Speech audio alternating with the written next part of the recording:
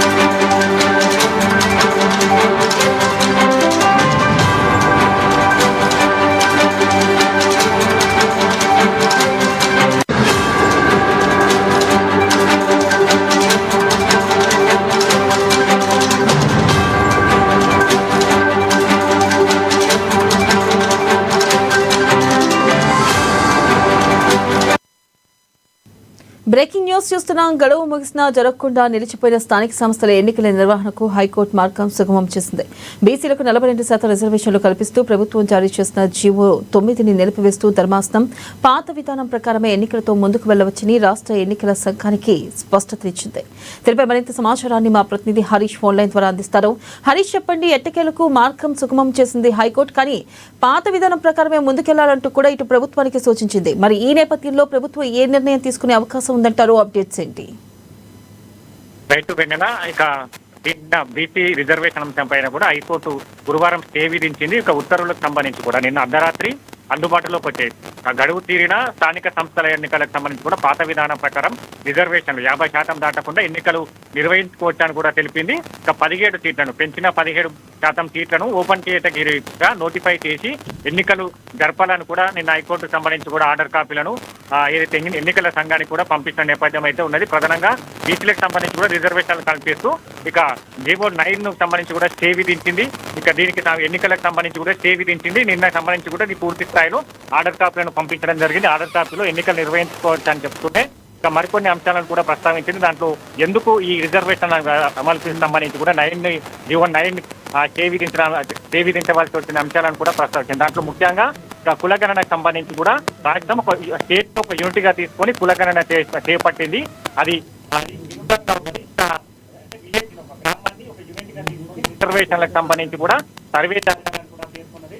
దాంతో పాటుగా మరికొన్ని అంశాలకు సంబంధించి కూడా ప్రస్తావిస్తూ ఈ ఆర్డర్ కూడా పంపించడం జరిగింది. పాత విధానంలో ఎన్నికలు నిర్వహించుకోవడం కూడా చెప్పడం జరిగింది. రాష్ట్ర ప్రభుత్వానికి సంబంధించి కూడా దీనిపైన కూడా నేను సీఎం రేవంత్ రెడ్డి కూడా పూర్తి స్థాయిలో సమీక్ష నిర్వహించారు, మంత్రులతో మాట్లాడారు. ఇక మొత్తంగా రిజర్వేషన్ అంశానికి సంబంధించి కూడా ఇప్పుడు సుప్రీంకోర్టుకు వెళ్లేందుకు రాష్ట్ర ప్రభుత్వం సిద్ధమైంది. మరోసారి సుప్రీంకోర్టులో కేసు వేసి అభిషేక్ సింఘ్వి సీనియర్ న్యాయవాది అభిషేక్ సింఘ్విచే సుప్రీంకోర్టులో ఏదైతే వాదాలు వినిపించాలని చూస్తుంది. దీనికి సంబంధించి కూడా సోమవారం సుప్రీంకోర్టుకు వెళ్లనున్న నేపథ్యం అయితే కనిపిస్తుంది. పాత విధానంలో ఎన్నికలు జరపాలా లేదా అనే పైన కూడా పూర్తి స్థాయిలో ఈ రోజు సమీక్ష నిర్వహించిన తర్వాత సోమవారం సుప్రీంకోర్టుకు వెళ్లనున్న నేపథ్యం అయితే ఉంది. వెనల రైట్, థ్యాంక్ యూ.